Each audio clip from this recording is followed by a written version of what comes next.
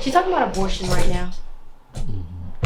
But I mean, I feel like we've been talking about abortion since the beginning of the class. It's an important topic.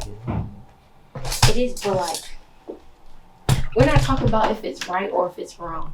We're just talking about, is it ethical? And like, the medical perspective. They're not the same. Oh. Like if a doctor should be able to do it or not. Not if you want to be able to do it or not. Just, is the doctor ethical if he does it or he or she does it? What do you think? I think that they should be able to do it. Your body, your choice. That's what I think. You think it should be legal? Yeah. Like, despite people's... Yeah. Because it's like a fetus, you know? It's still dependent on the mother. So, you know, the mother feels that she can't carry it. Sometimes people die from that. I don't know. Die from? Not abortion, but like pregnancies and stuff. So now, you know, if your life is in risk, you have to carry your baby. So you can't terminate the pregnancy. Yeah. That's scary. What does it come down to when you're determining if something is ethical or not? Like what are we preserving by being ethical? I guess like morals. But like what do morals sustain or maintain or prevent us from losing? These are good questions. Wish I had the answer. I don't know. Like, there's different types of, let me see. Let me look in my notes. There's different type of things when you're talking about, like, ethics. This is health ethics. Like, another debate we had, this one was my favorite. We talked about Cochlear implants. That one was good.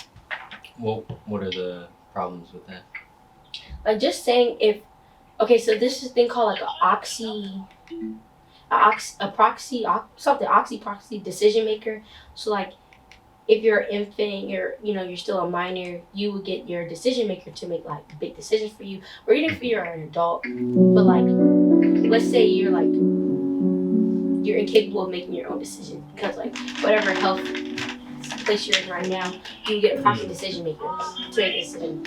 So for Cochlear implants, you should try to get them implanted before the age of 3. That's when like they're the most effective. So some people say that like you shouldn't put that on your child because they might not, Once a year? Yeah, it does make sense to me. That's when I was talking to my mom, I said it didn't make sense. Because who wouldn't want to be deaf? I mean, like, who would want to be deaf? But then some people were saying like you should give them the option to like they want to embrace their deaf culture, and then like the world should probably conform more to. Hey, Brandon, welcome back. Hi, I'm gonna be right back. I have to rush the restroom. Sounds good. But I saw a cockroach on this floor, so I'm gonna go. Wait, where? It was a cockroach in the urinal. I'm not using that urinal. But if they were saying like that the world should make it more accessible to deaf people, like people learn sign language and why? So that deaf people, because they were saying if you get the Cochlear implants for your child, then it makes it seem like you being deaf is like a disability, something that you should want to change. But isn't it a disability? That's what I was confused about. Right. Because it is a disability. It is, by definition. Yeah. Now we've started to feel some type of way about the word disability. Like put a negative connotation around it, but I mean, that's like saying that we shouldn't help kids that can't see with glasses. Because I guess like the Cochlear implants are just used like as an enhancer. It's just supposed to enhance your hearing. That's it. Yeah. That's good. That's a great response, honestly. So I was just like, I didn't really understand both of the arguments, but that's why I wrote my paper on. And then it was this one case.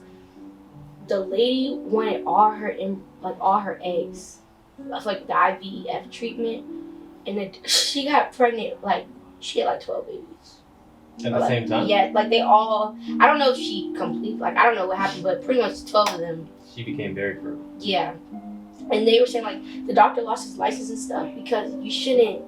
It was wrong of him to even go through with it just because she said she wanted it done, because technically they are her eggs.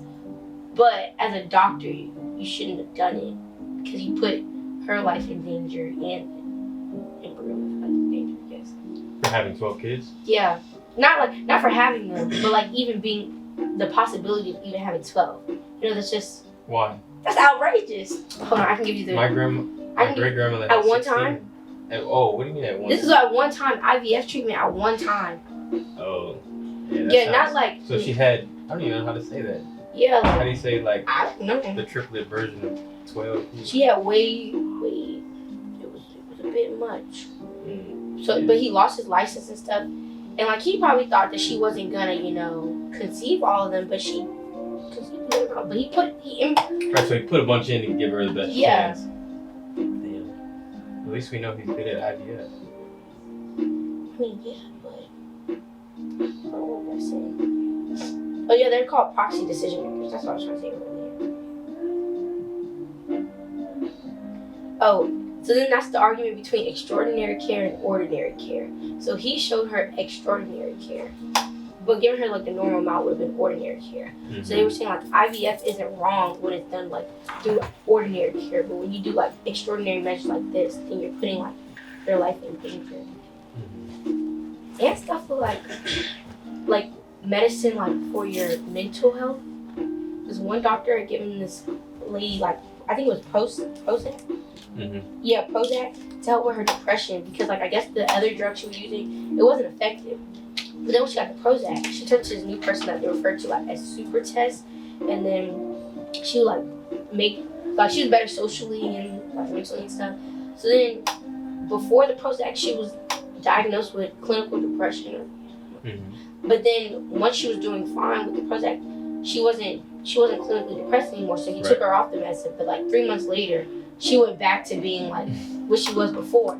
So then people were saying he shouldn't give her the medicine because technically she's not clinically depressed anymore. So you're just giving her medicine just to give it to her because she says that like she's not. Because she says she's depressed. So she's depressed, she gets on the medication, she no longer meets the standards for depression. So he she takes gets her off the medicine. And then she becomes depressed again. Yes, but she hasn't been clinically depressed yet. Like, she hasn't been diagnosed with clinical depression again.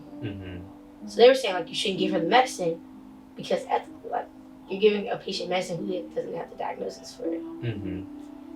So they were saying that's showing, like, but that's called... why are they saying she's depressed again if she's not? Because she's saying it. Oh. She's saying, like, oh, like, I'm not, because she's not super test anymore. So then they're saying like that, they refer to that as cosmetology pharmaceutical. Oh. Yeah. That's like giving the patient what they want. Yeah, like that's giving people that's giving medicine to people to enhance like how they feel or how they look, not because they necessarily need it. Yeah. I'm not entirely against enhancement drugs. Yeah. It's just the argument is if it's ethical or not to use. To get someone. It's the individual's choice. So long as you can educate them. I think that's what this class is about. Because, like, to you would just be like, oh, it doesn't really matter that much. But, like, I guess you have to think, is it ethical? Doctor who lose their license, I mean, every medication has side effects, right? Well, that's true. And they communicate those clearly on the advertisement. That is also true. So, just like these enhancements, or just like those drug enhancements, they communicate potential side effects. Yeah. So that people know the risk. And then they can sue them if need be. Yeah, I think it's fine. You took philosophy yet? Huh? What? She make you do too much work. She's a lot. Don't take food? Okay. Yeah. I think her husband teaches the other one. Like another philosophy class, everyone says taking. Okay. Alright, see y'all later. Bye. I turned 20 on Friday. Period. Tasty 20. Y'all are so young. So How old are you?